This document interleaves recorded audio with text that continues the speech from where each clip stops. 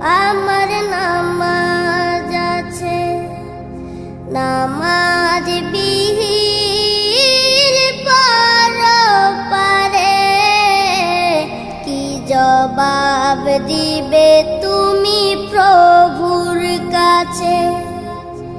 প্রভু